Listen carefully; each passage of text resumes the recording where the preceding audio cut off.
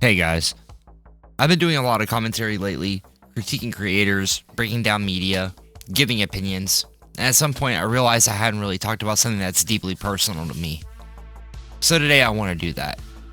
I was born on Halloween in 1992, and Mighty Morphin Power Rangers premiered on August 28th, 1993. My parents had no idea at the time, but when that show hit our TV, it wasn't just another show, it became a part of me. My mom told me this was the first time I ever sat completely still and stayed glued to a screen. From that moment on, Power Rangers wasn't just something I watched, it was something I lived with. Every Christmas meant Power Ranger toys. My first 4 birthdays were Power Ranger themed.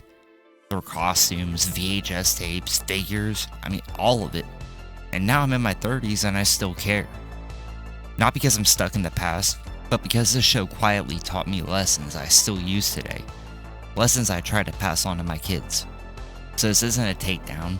This isn't nostalgia bait. This is me talking about why a show people love to mock mattered. And it still matters. So, no popcorn required for this one. But if you do, grab the white cheddar powder to put on it. It makes it better. And let me nerd out for a bit. When Power Rangers came out, I wasn't even a year old. And I always hated this idea that if you weren't old enough for the 90s, you somehow didn't experience them. And that's nonsense. The show imprinted on me. I wasn't there for Day of the Dumpster when it was live, but my mom bought me the VHS, and I still own it to this day. I started watching around episode 3 or 4, and immediately I was hooked. Teenagers chosen to protect the Earth from Rita Repulsa, an evil space sorceress, creating monsters out of clay and throwing them at Angel Grove like it was nothing. But what really mattered were the Rangers themselves. Jason, Zach, Trini, Billy, Kimberly. Each one mattered. Billy Cranston especially stood out. He wasn't strong or cool. He was smart. He worked on alien dinosaur mechs, built communicators, created teleportation systems, and literally made a flying car. As a teenager.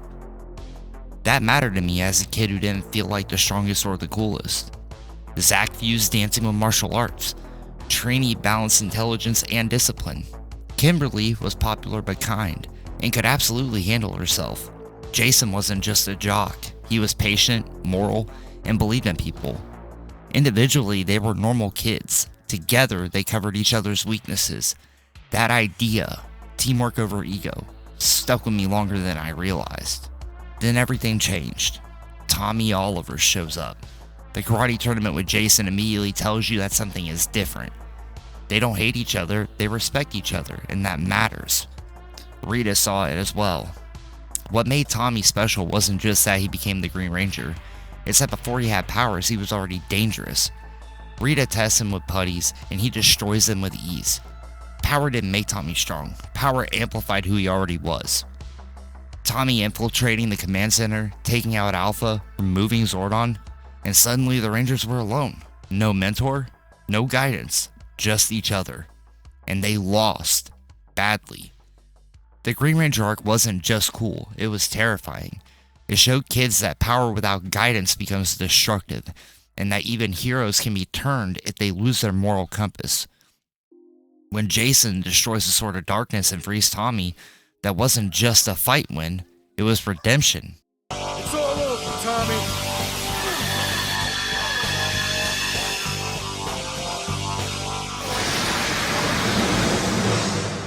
That arc made Tommy my favorite character not because he was strong, but because he showed how easily strength can be misused and how responsibility matters more than power. We'll be okay, man. What have I done? What you did under Rita's influence. You own the power now.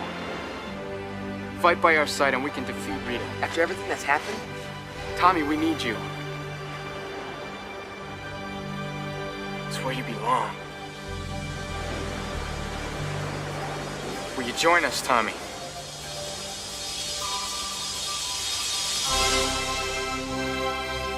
Oh, look, Zordon! You're watching History in the Making, Alpha. Finally, the prophecy has been fulfilled. The Sixth Ranger is now one of us. Hooray! All right then, it's morphin' time! Then the show did something brave. It changed. Jason, Zach, and Trini left. As a kid, that hurt me more than anything. These were my Rangers, but looking back, it was one of the most important lessons the show ever taught. Nothing stays the same forever. Rocky, Adam, and Aisha weren't replacements, they were successors. And Adam's journey from unsure kid to confident leader became one of the best arcs in the franchise. Tommy didn't just stick around, he evolved. Being the Green Ranger, then going into being the White Ranger, then being the Red Zeo Ranger, and then being the Red Turbo Ranger. And the key wasn't his power, it was his exhaustion. He doubted himself, lost his powers, questions whether or not he should still lead. That hit harder as I got older, because leadership isn't about being perfect, it's about showing up when you're tired. As the seasons progressed, the tone matured. Zeo dealt with responsibility. In Space dealt with war and sacrifice. Lost Galaxy killed a Ranger, and didn't undo it 5 minutes later. Kendrick's death mattered. Zordon's sacrifice mattered. Power Rangers proved that 4 kids didn't mean emotionally shallow. It trusted its audience. And then something changed. After In Space, Power Rangers had a problem. It already told the perfect ending. Instead of evolving from that, the franchise slowly became afraid of continuity. Seasons reset, stakes disappeared, consequences stopped lasting. The Nickelodeon era leaned too hard into slapstick, humor became louder instead of smarter. The show stopped meeting its audience halfway. And that's why people checked out, not because they grew up, but because the show stopped growing. The action was never the problem, the weight was. Power Rangers doesn't need to be darker, it needs to be earnest. A modern Power Ranger should respect continuity, treat the morphing grid like a responsibility, and use Legacy Rangers as mentors, not cameos.